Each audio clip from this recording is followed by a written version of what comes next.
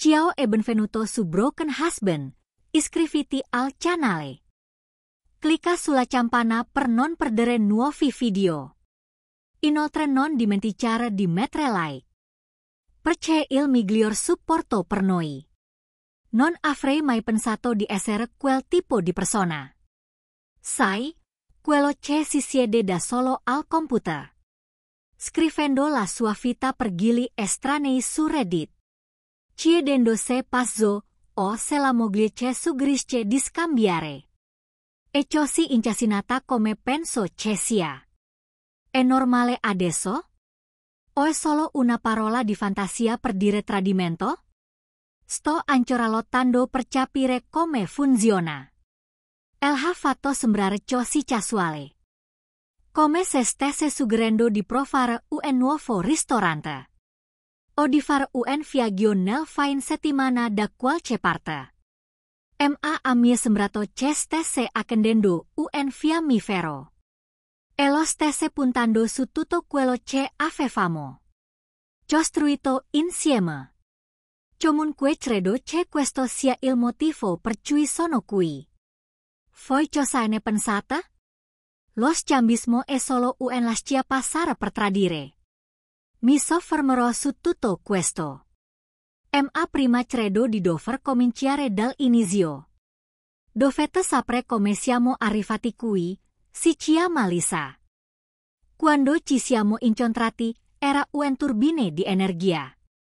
La sentivi entrare in una stanza prima ancora di vederla. Aveva questa presenza, sapete?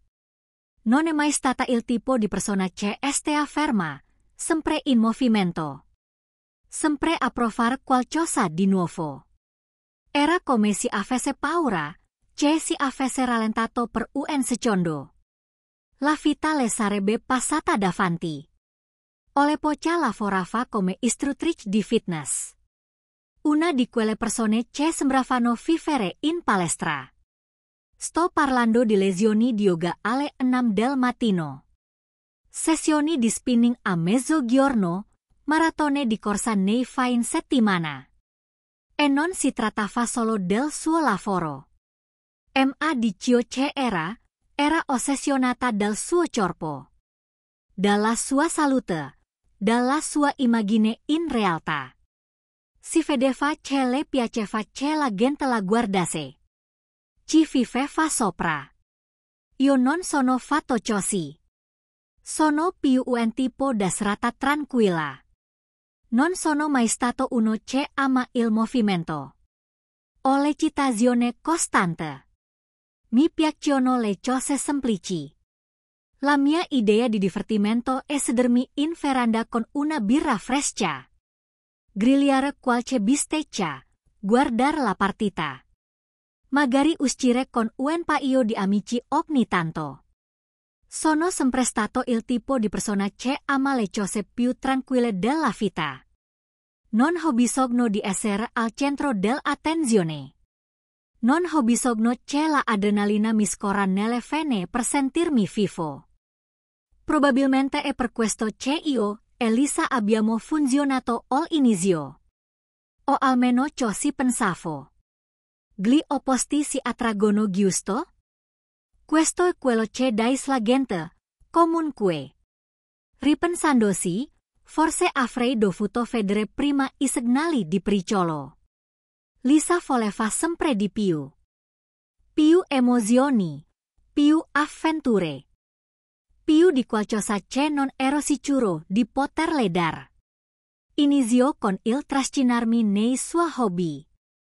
Trascinandomi a lezioni di yoga. Convincendomi a provare le escursioni. Spingendomi persino a fare ciclismo. Ho accettato perché, la amavo. E onestamente, a quel tempo, pensavo che questo è ciò che si fa per qualcuno a cui si tiene. Si scende a compromessi. Si cerca di andare incontro a metà strada. Non avevo capito che con Lisa non c'era una via di mezzo. O si faceva a modo su o non c'era niente. E poi c'erano le sue amiche. Jessica Emendi. Gesu, quel diu. Non so cosa ci sia in certe persone. Ma si capisce subito quando qualcuno ha una cattiva influenza. Jessica è la capobanda. Sempre rumorosa, sempre con grandi idee. Sempre a spingersi oltre i limiti. Conoscete il tipo di amica che sussurra sempre. All'orecchio del vostro partner. Riempiendo gli la testa distronzata. Che avvelenano lentamente tutto ciò che avete costruito. Ogni volta che Lisa la frequentava. Sentivo che stava cambiando. Come se si stesse allontanando sempre di più dalla persona che era prima. Jessica amava il dramma, viveva per esso davvero. E poi c'era Mandy. Mandy era un altro tipo di disastro. È una di quelle ragazze che non sono mai felici. Passa sempre da un ragazzo all'altro. Non è mai soddisfatta. Non si ferma mai in un posto abbastanza a lungo da capire se stessa. Ha avuto più rotture in un anno di quante ne abbia avute io. In tutta la mia vita. Non so perché. Ma Lisa non ne aveva mai abbastanza. Ogni volta che usciva con quei due, tornava diversa. Era come se avesse la testa piena delle loro stronzate. Che si infiltravano in ogni cosa. Improvvisamente le cose che facevo per lei. Le cose che pensavo. Ci rendessero felici, non erano abbastanza. Non ero abbastanza eccitante. Abbastanza avventuroso, abbastanza spontaneo. Le facevano sentire come se meritasse di più. Come se avesse bisogno di esplorare. Come se si stesse perdendo qualcosa. E poi è arrivato il suggerimento. Eravamo seduti a casa, una serata come tante. Avevo avuto una lunga giornata di lavoro, niente di speciale. E lei mi ha colpito all'improvviso. Hai mai pensato di fare lo scambista? Mi chiese, con fare disinvolto. Come se mi chiedesse se volevo provare il sushi. Invece della pizza per cena. Ricordo che la fissai, cercando di capire se stesse scherzando. Ma la sua faccia era seria. Non stava scherzando. Stava davvero parlando di noi. Come coppia. Che andavamo a letto con altre persone. Non è un tradimento, disse. È solo un'esperienza. Come se questo dovesse farmi sentire meglio? Ed è stato allora che ho capito. Jessica Emendi. Sapevo che c'entravano qualcosa. Sapevo che le avevano dato da mangiare queste schifezze. Facendole credere che fosse normale. Facendole credere che fosse quello di cui aveva bisogno. Per rendere le cose più piccanti. Ma per me. Per me è stata la fine di tutto. Non le ho risposto subito quando ha tirato fuori la storia. Dello scambismo. Come potevo? Era come se avessi lanciato una granata. Nel bel mezzo del nostro salotto. E io stessi ancora aspettando che esplodesse. Rimasi lì a fissarla. Cercando di elaborare quello che aveva appena detto. Ma nella mia testa. Sentivo solo una parola. Tradimento. Noto che non dicevo nulla. E fu allora che iniziarono i veri problemi. Incrocio le braccia. Mi lanciò quello sguardo che faceva sempre. Quando non riusciva ad ottenere quello che voleva. E disse cosa. Non è che stia chiedendo qualcosa di folle. È solo un'esperienza. Non significa nulla. Non significa nulla. In quel momento ho perso la testa. Non significa niente. Stai parlando di andare a letto con altri uomini, Lisa. Come diavolo fa a non essere un tradimento? Il suo volto cambiò. Potevo vederlo. La frustrazione che riboliva sotto la superficie. Dio, sei così antiquato. Ribatte lei. Con la voce che grondava di fastidio. Non siamo più negli anni 50. La gente lo fa sempre. Non è un tradimento. Non è questo agendo di nascosto alle Dios Pale. Te lo sto dicendo apertamente. Voglio provare qualcosa di diverso. Qualcosa di eccitante. E ti sto offrendo lo stesso in cambio. Puc andare a letto anche con altre donne. Non potevo credere a quello che stavo sentendo. La donna che avevo sposato. Quella che pensavo di conoscere meglio di chiunque altro. Era seduta lì. Cercando di giustificare questa follia con me. Non voglio altre donne, Lisa. Dissi, cercando di mantenere la voce calma. Ma non era facile. Non sono fatto così. Siamo sposati per l'amor di Dio. Questo significa qualcosa per me. Non è un accordo a tempo indeterminato in cui ci divertiamo. Con altre persone quando ci annoiamo. Lei sgranogliò occhi e questo mi fece arrabbiare ancora di più. Sei così rigida. Borbottò. Come se fosse una specie di scherzo. Ti comporti come se vivessi ancora nello stesso mondo. Dei tuoi genitori. Non è più così. Le persone non sono legate in quel modo. Si tratta di esperienze di mantenere le cose interessanti. Non è così che sono stata cresciuta, sbottai. Mio padre, mia madre, diavolo. Neanche tuo padre sarebbe d'accordo. E da in quel momento ci ha perso la testa.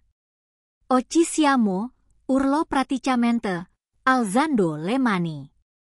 Il Padre Onnipotente. Solo perché tuo padre ha avuto il suo piccolo matrimonio.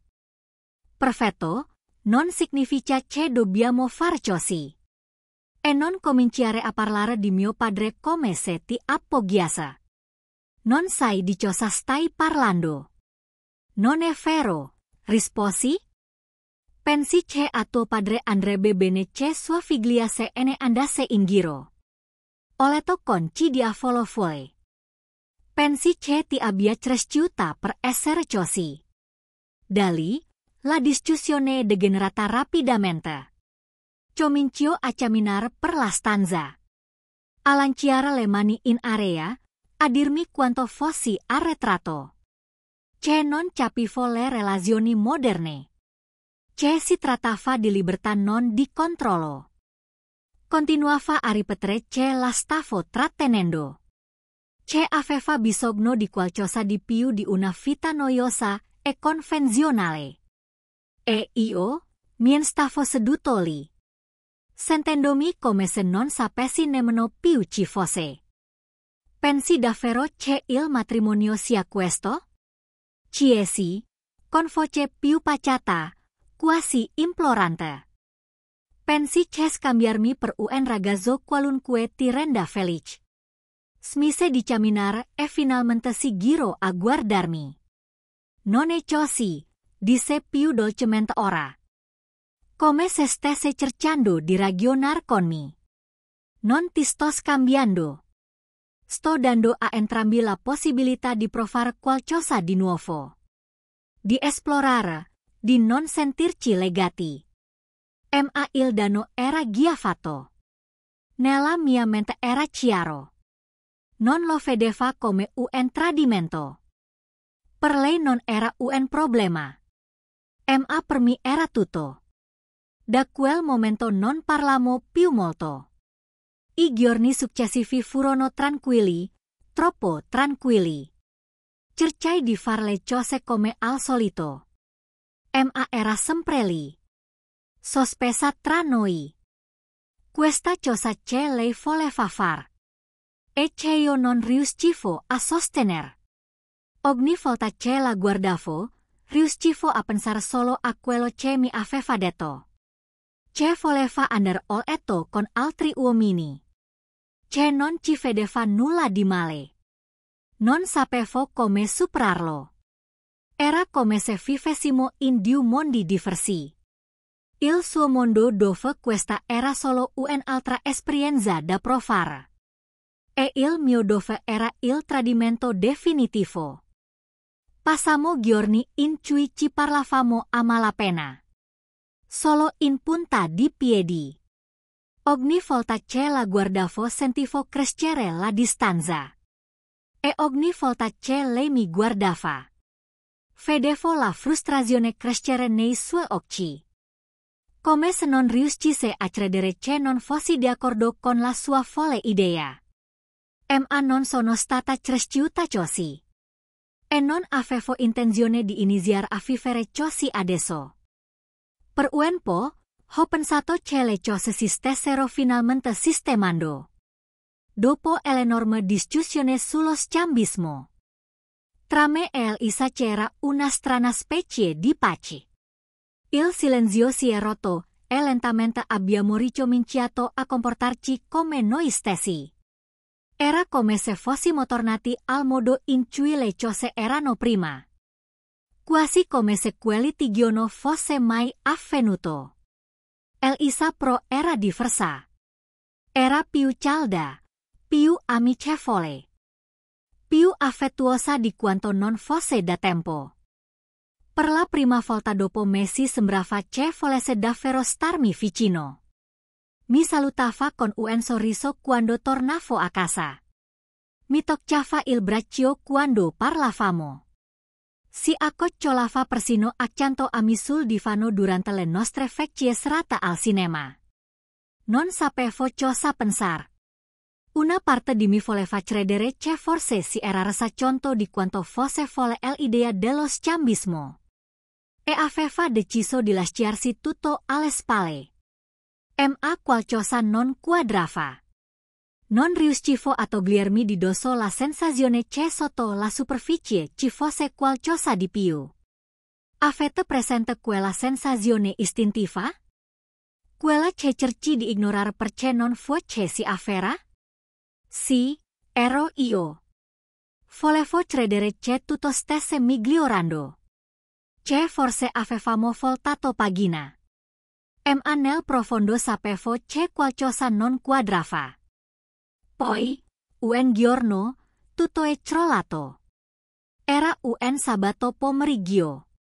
E Elisa era appena tornata dalla sua solita sessione di palestra. Era di ottimo umore. Tutta sorrisi e risate come se nulla al mondo la preoccupasse. Ma quando arrivo a casa, lascio le chiavi dell'auto sul bancone della cucina. E ando subito a far la doccia. Di solito non ci avrei pensato due volte. Ma quel giorno qualcosa mi fece riflettere. Forse era il modo in cui si comportava. Troppo felice, troppo rilassata. Come se non avessi alcuna preoccupazione al mondo. Non so cosa mi prese. Ma presi le chiavi dell'auto. E mi avviai verso il vialetto. La sua auto era immacolata. Come al solito. Elisa era sempre orgogliosa di tenere la pulita. Ma mentre dava un'occhiata al sedile anteriore. Qualcosa attirò la mia attenzione. Era piccolo. Quasi nascosto nell'angolo del sedile del passeggero. All'inizio pensai che si trattasse di un involucro casuale o di spazzatura. Che aveva dimenticato di buttar via. Ma quando ho guardato meglio, mi è caduto lo stomaco. Era una provetta di liquido dentale proiettile. E non era inutilizzato. Ora, non so se ename mai capitato di essere colpiti da un momento in cui tutto ascenso in una volta sola. Mi esattamente quello che è successo. In un istante, tutto è scattato. Questo non era mio. Erano settimane che non stavamo insieme. In quel modo. Non dopo il litigio. Ma eccola qui. Seduta sul sedile del passeggero a prendersi ghiaccio di me. La recita del comportiamoci meglio l'1. Con l'altro che aveva messo in atto. Il calore e la cordialità extra. Era tutta una cortina di fumo. La verità mi colpì come un treno merci. Non aveva semplicemente smesso di insistere sull'idea dello scambismo. Aveva trovato qualcun altro con cui farlo. Alle mie spalle. Rimasi lì a fissare quel maledetto tubo. Sentendo un misto di rabbia e di disgusto ribollire dentro di me. Mi tremavano le mani e per un attimo pensai che avrei potuto vomitar. Mi ero rifiutato di lasciarla scopar. Con altri uomini e lei cosa aveva fatto. E uscita e l'ha fatto lo stesso. Solo che questa volta non ha avuto nemmeno la decenza di chiedermelo. Permesso. L'ha fatto alle mie spalle. Come se fosse una specie di idiota. Non mi importava chi fosse. Non volevo conoscere i dettagli. Sapevo solo che la donna che avevo sposato. La donna che aveva promesso di essermi fedele. Aveva già oltrepassato il limite. Che non avrei mai pensato. E ora toccava a mi far qualcosa. Rientra in casa come una furia. Spingendo le chiavi sul tavolo. E camminando per il soggiorno. Cercando di capire cosa di avolo far dopo. Una cosa era certa, avevo chiuso. Questo matrimonio era finito. Non c'era modo di tornare indietro. Non avevo intenzione di far la parte dello stupido. Stando seduto mentre lei faceva. Dio sa cosa con Dio saci.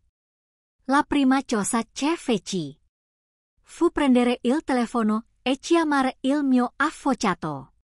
Non ho perso tempo. Ho bisogno di parlare della richiesta di divorzio. Dissi, senza preoccuparmi di indorare la pillola. Non mi ha fatto molte domande. Mi ha solo detto di venire a parlarne. E di valutare le mie opzioni. Ma non avevo intenzione di affrettare le cose. Non ancora. Perché se da un lato sapevo che il divorzio era inevitabile. Dall'altro sapevo che non avrei permesso a Lisa di farla francia. Pensava di potermi tradire, umiliare e continuare la sua vita. Come se nulla fosse? No, diamine. Non avrei chiuso la faccenda in modo tranquillo. Dovevo vendicarmi. Dovevo farle provare lo stesso dolore. Lo stesso tradimento che stavo provando. Io in questo momento.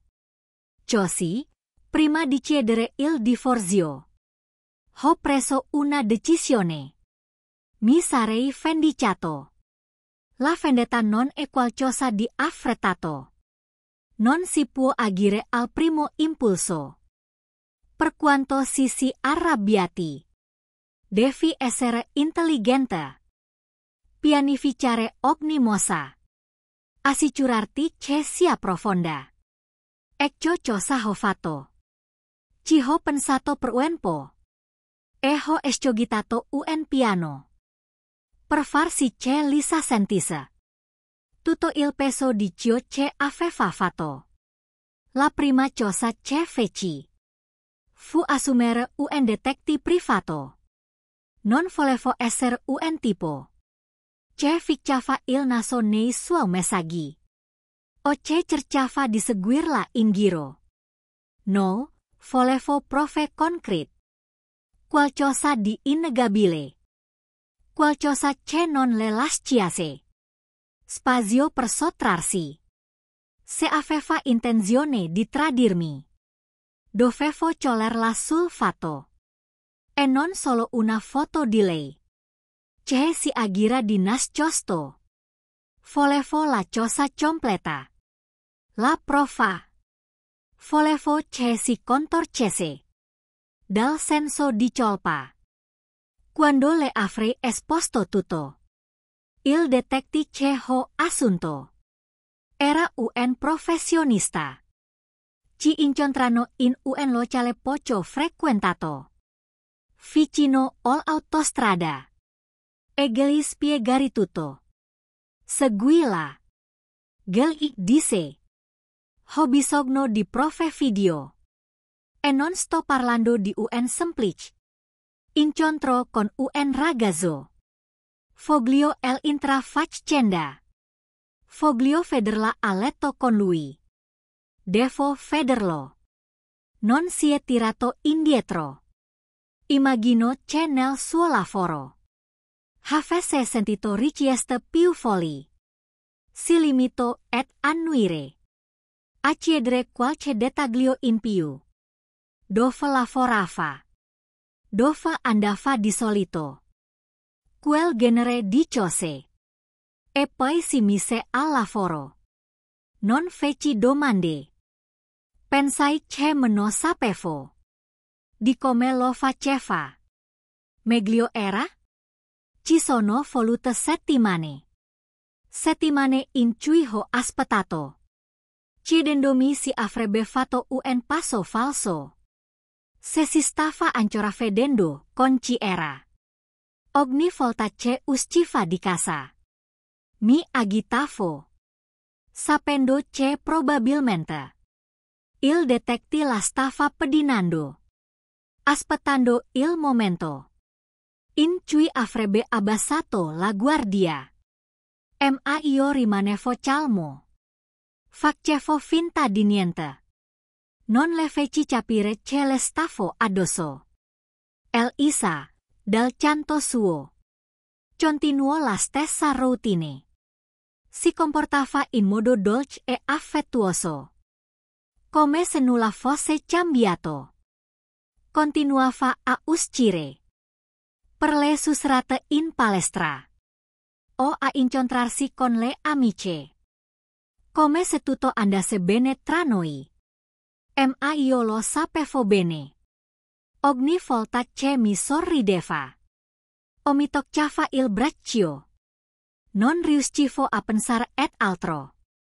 Che a quello che faceva davvero. Quando era fuori. E poi, un giorno. È successo. Il detective mi ha chiamato.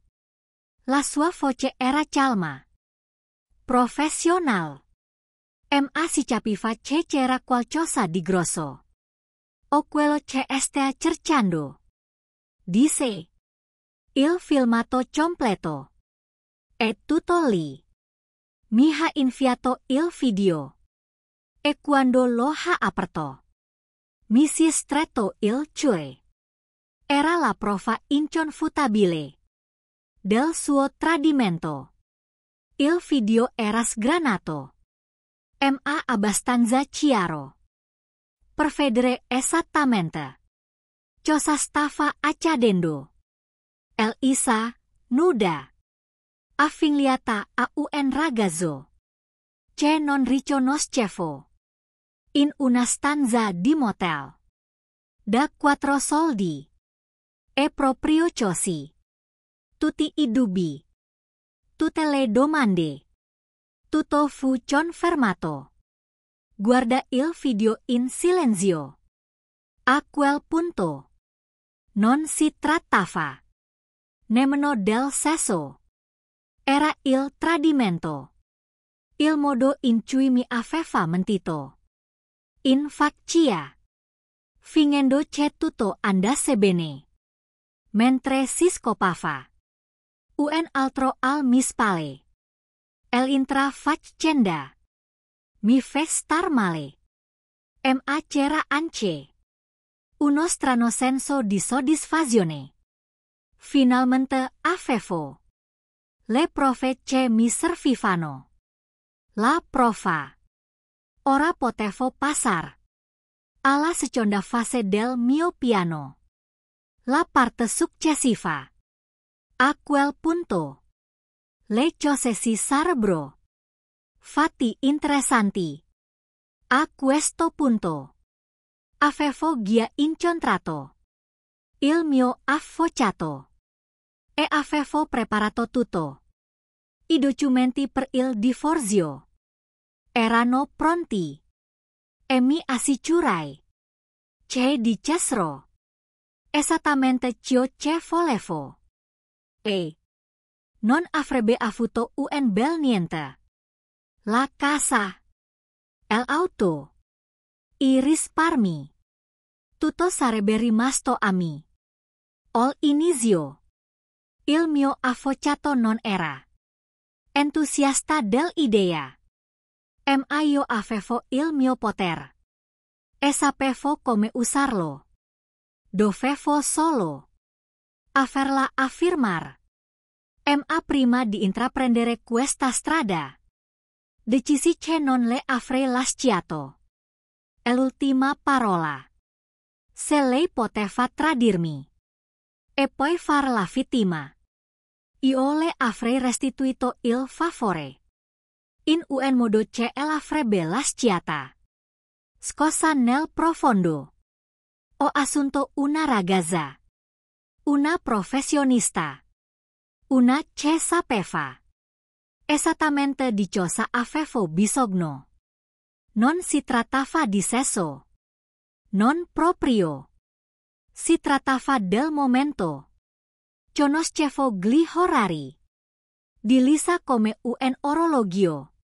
Sapevo esattamente quando sarebbe tornata a casa dalla sua sessione di ginnastica.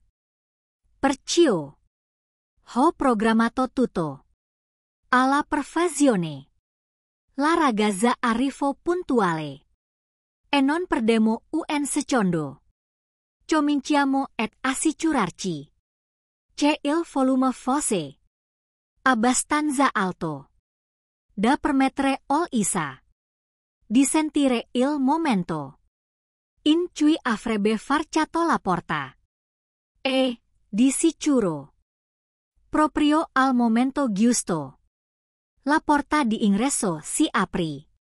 Sentì i suoi tacchi battere sul pavimento e poi il silenzio. Un momento di incredulità. E poi lei urlò. Che caso è questo? Figlio di puttana. La sua voce tremava di rabbia. E la sentivo precipitarsi nel corridoio, urlando come se fosse pronta a far a pezzi il posto.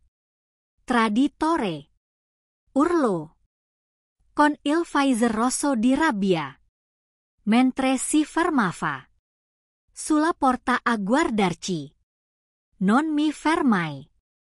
Volevo che provasse ogni briciola di tradimento, ogni grammo di quello che avevo provato io quando avevo scoperto quello che stava facendo al mie spalle. Quando finalmente mi staccai, aiutai con calma la ragazza a vestirsi. Le passai dei soldi e la compagniai alla porta, mentre Elisa rimaneva lì, tremante. Era furiosa. Ma potevo vedere qualcosa altro nei suoi occhi. Non era quello che si aspettava. Non era il marito tranquillo e sottomesso che pensava. Sarei sempre stato. Non più. Quando la ragazza seneando mi rivolsi ol isa come ci si sente Jessie con voce fredda ti è piaciuto entra in scena i suoi occhi si socchiusero pura confusione mista arabia Casso dici sul serio puto riuscendo a malapena a formulare le parole mi tradisci e poi mi chiedi come ci si sente sei disgustoso mi lascio sfuggire una piccola risata amar ora sai come mi sono sentita quando ho scoperto che hai scopato al mi spalle si bloccò il suo volto impallidì non si aspettava che le rispondessi in quel modo io di cosa stai parlando? Non provarci nemmeno la interruppi interrompendo la metà della scena. Lo so da settimane. Ole profe. Quindi evitiamo le stronzate. I suoi occhi si allargarono. Quando la realtà della situazione e la colpì. Non aveva più il controllo. Mi avvicinai al tavolo. Raccolsi i documenti del divorzio che avevo lasciato fuori e li gettai ai suoi piedi. Foglio il divorzio. Dissi senza mezzi termini. Alle mie condizioni. Lei sbatte le palpebre. Cercando ancora di elaborar ciò che stava accadendo. Poi la sua rabbia divampò di nuovo. Sei un illuso. Sepensi che lo firmi. Sbotto. Prendendo a calci i fogli. Pensi di poter prendere tutto e non lasciarmi nulla. Sei fuori di testa. Mi misi in tasca. Tirai fuori la chiavetta. E la gettai sul tavolo. Dai un'occhiata a quello che c'è dentro. Dissi incrociando le braccia. Potrebbe farti cambiare idea. Elisa si precipitò a prendere il portatile, armeggiando con esso, mentre inseriva la chiavetta. I suoi occhi scrutarono lo schermo, mentre il video veniva riprodotto e enam di il suo volto torcersi per l'orrore. Quando capi di cosa si trattava. Le guance le si svuotarono di colore. E colali. Colta in flagrante. In quella stanza di motel di merda. A scoparsi un tizio accaso. Mentre pensava che io fosse a casa. Inaro. Balbetto. Riuscendo a malapena a formare una frase. Ti ho fatto seguir. Dissi. Con voce calma. E controllata. Ho tutto. E se non firmi subito quei documenti. Farò in modo che quel video diventi pubblico. Lo pubblicherò online. E lo invierò a tutti quelli che conosci. Ai tuoi amici. Alla tua famiglia. Ai tuoi colleghi. Sarai rovinata. Mi guardo. Il panico le balenò sul viso. Non può farlo. Io potrà farmi causa per ricatto. La interruppi di nuovo. può darsi. Ma questo non cambierà. Quello che succederà alla tua reputazione. Sarai la donna. Il cui video del tradimento è su internet. Il danno sarà fatto. Mi avvicinai. Con voce bassa e ferma. Allora, questo è l'accordo. Tu firmi I documenti. Te ne va in silenzio. Et entrambi andiamo avanti. Con le nostre fight. Oppure ti rifiuti. E io mi assicuro che tutti vedano la verate. A te la scelta. Esitava. Con lo sguardo che andava avanti e indietro. Tra me e il portatile. Potevo vedere gli ingranaggi che giravano nella sua testa, cercando di trovar una via d'uscita. Ma sapeva che non ce n'era una. Non questa volta. Era in trappola. Dopo quella che le sembrò un'eternità. Finalmente sospiro. E prese la penna. Firma documenti con la mano. Che le tremava a ogni tratto. Rimasi lì a guardar. Mentre siglava il suo destino. Soddisfatto di aver preso il controllo della situazione. Quando ebbe finito. Presi I documenti. Dia di loro una rapida occhiata. Poi la guardai un'ultima volta. Ora esci. Dissi. Indicando la porta. Non disse un'altra parola. Si limitò a raccogliere le succose. Con le lacrime che cominciavano a scendere negli occhi. E se ne andò.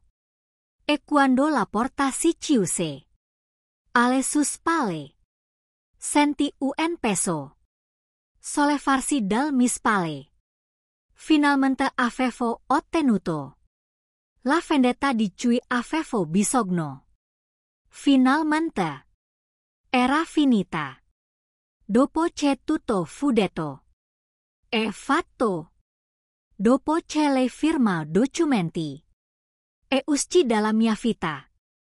Decisi che avevo bisogno di un vero cambiamento.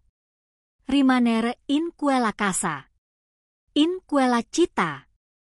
Con tutti I ricordi e le reminiscenze di ciò che era successo. Non avrebbe funzionato per me.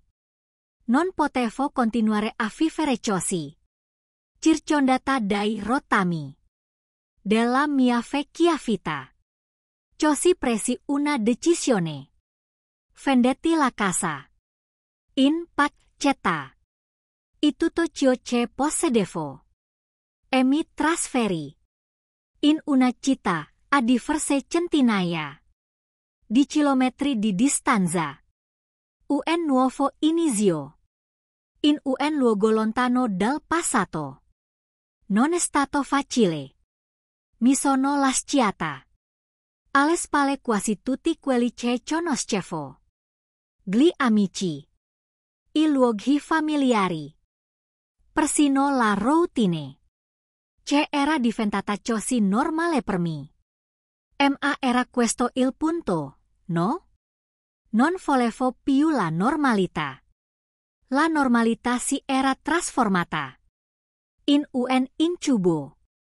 E avevo bisogno di evadere le prime settimane nella nuova città. Mi sono sembrata di libertà. Era strano sapere che nessuno li conosceva. Ami o la mia storia. Non dovevo preoccuparmi di incontrare qualcuno che sapesse cosa era successo. Non dovevo affrontare I sussurri o gli sguardi di commiserazione. Potevo semplicemente esistere senza c'è il bagaglio. Del mio passato mi passase. Ma naturalmente. Quella libertà. Aveva un prezzo. Era sola. E il dolore. Per quello che era successo. Non scompariva solo. Perché mi ero trasferita. All inizio cercai di ignorarlo. Di cendomi. E sarebbe svanito con il tempo. Ma non è stato così. Si aggrappava a me. Come un ombra. Sempre in agguato. In fondo alla mia mente. Rifiutandosi di lasciarmi andare. Ho iniziato a bre. Più di quanto avrei dovuto. All inizio si trattava. Solo di un paio di bir. Dopo il lavoro. Per scaricare la tensione. Ma ben presto. È diventato qualcosa di più. Mi ritrovavo a fissare il fondo di una bottiglia. A chiedermi come ci fosse arrivato. Perché il dolore non se ne andasse. Non ero in giro a far festa o cose del genere. Bevevo solo nel mio nuovo appartamento, cercando di affogare i ricordi. E la rabbia che ancora mi ribolliva dentro. Per un po' ho pensato di poterci lavare da sola. Mi sono detto che avevo solo bisogno di più tempo. Che alla fine sarei riuscita a tirarmi fuori dal buco in cui ero caduta. Ma il tempo non ha guarito nulla. Anzi, ha fatto solo un esperire ferita. Per quanto cercasi di distrarmi, il dolore era sempre lì a divorarmi. Solo quando ho toccato il fondo, ho capito che avevo bisogno di aiuto. Una sera, dopo aver bevuto troppo, mi sono guardato allo specchio e non ho nemmeno riconosciuto l'uomo che mi guardava. Ero arrabbiato, perso ed esausto. È stato allora che ho capito che non potevo più farci la da solo. Decisi di trovar un professionista. Non era facile per me ammettere che avevo bisogno di aiuto. Ma sapevo che era l'unico modo per rimettere in sesto la mia vita. Trovai una psicologa in città. Una donna che mi era stata altamente raccomandata. E fissai il mio primo appuntamento. Non sapevo cosa aspettarmi. Non ero mai stata in terapia prima. E una parte di me era schietica sul fatto che parlare con un estraneo potesse davvero aiutare.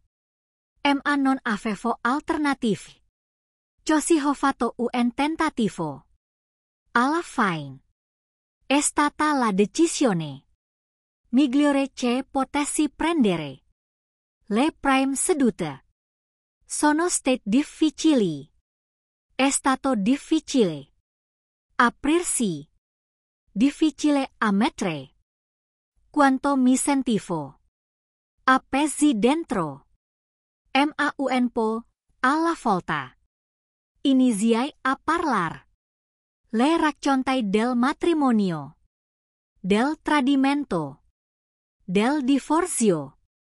Le raccontai di come avevo cercato di andare avanti senza riuscirci.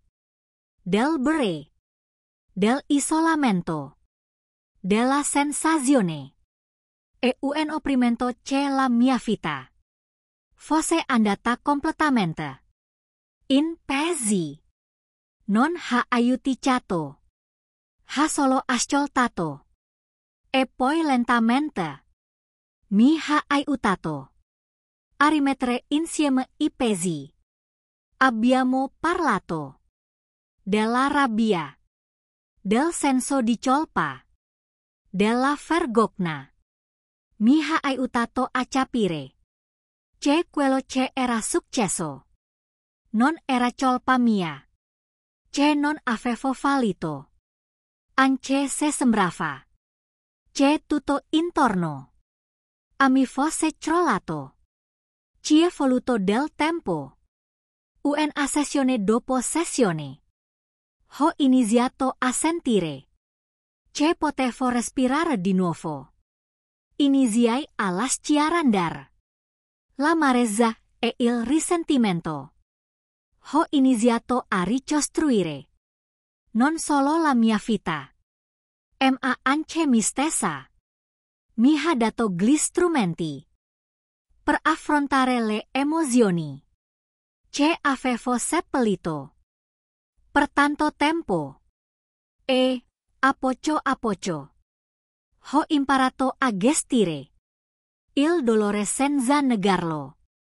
Nel ciò non è stata una soluzione immediata, ma alla fine ho ricominciato a sentirmi me stessa. E per la prima volta, dopo tanto tempo, ho iniziato a credere che, forse, solo forse, potevo davvero andare avanti. Aggiornamento. Ciao a tutti. Ho pensato che fosse giunto il momento di aggiornarvi. È passato un po' di tempo dall'ultima volta che ho condiviso qualcosa. E le cose sono cambiate parecchio da allora. Innanzitutto, mi sono davvero ambientata nella mia nuova casa.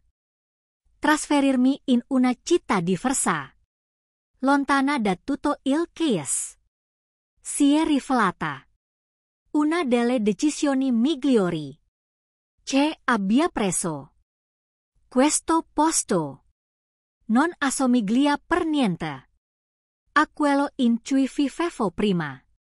È più tranquillo, più pacifico. Non mi sveglio più con quel nodo allo stomaco e non devo preoccuparmi di incontrare qualcuno che conosce la mia vecchia storia.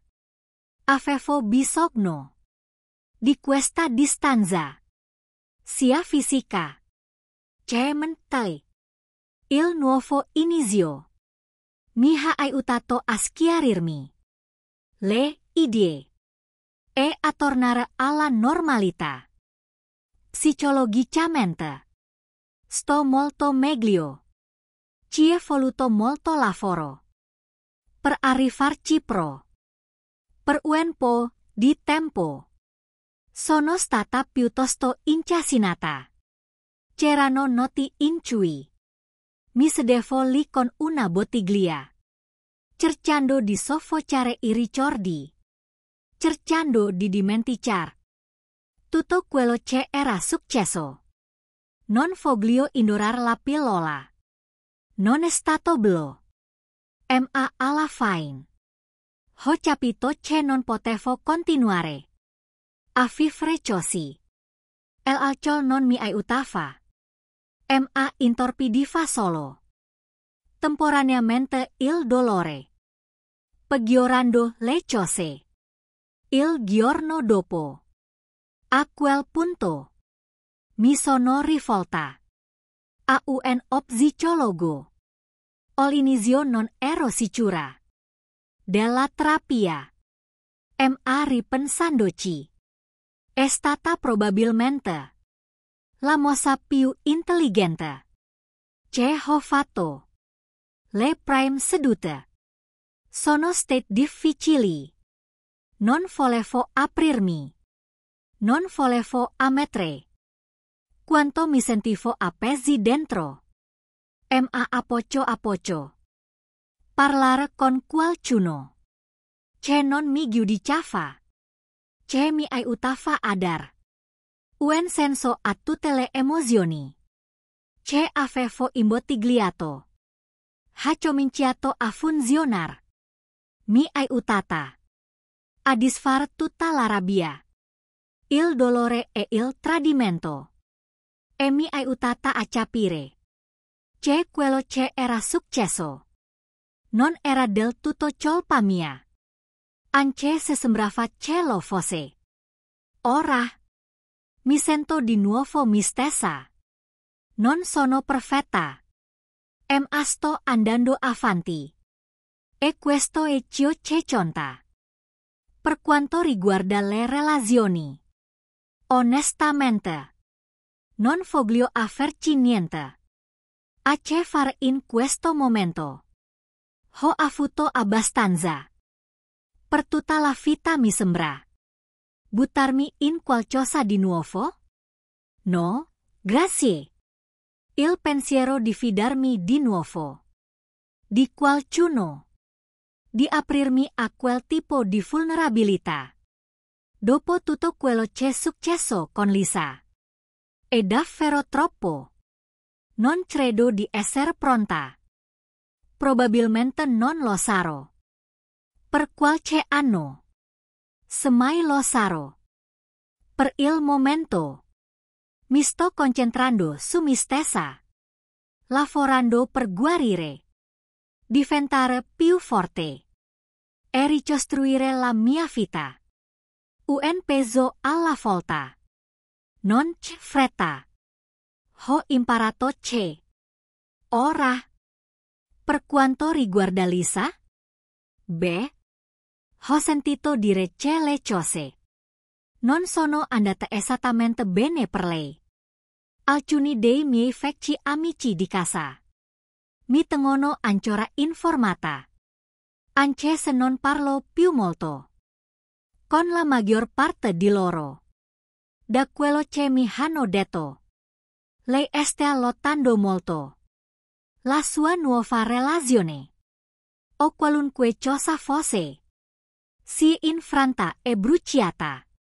Non molto tempo dopo il divorzio. A quanto pare, sta rimbalzando di qua e di là, senza trovare un terreno solido.